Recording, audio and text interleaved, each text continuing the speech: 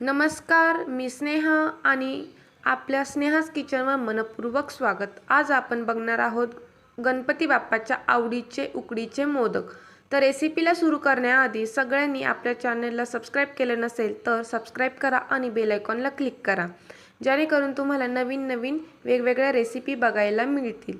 आता आपण रेसिपीला सुरू करूया. सगळ्यात आधी लागणारे साहित्य हे बघूया.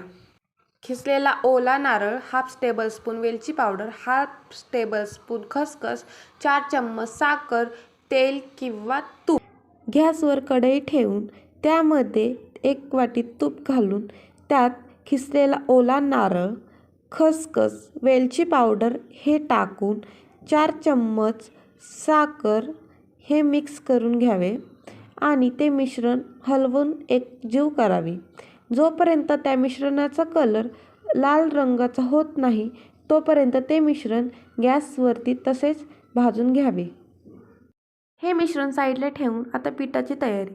तर पिठासाठी 4 कप गव्हाचे पीठ, हाफ टेबलस्पून मीठ, हाफ टेबलस्पून तेल आणि जसे लागेल तसे पाणी.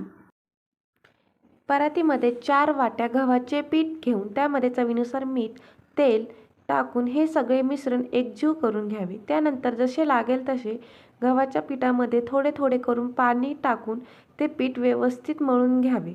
जसे पीठ मळून घेईल तसे त्याचा एक पूर्ण डो तयार करून घ्यायचा. तो डो तयार झाला की एक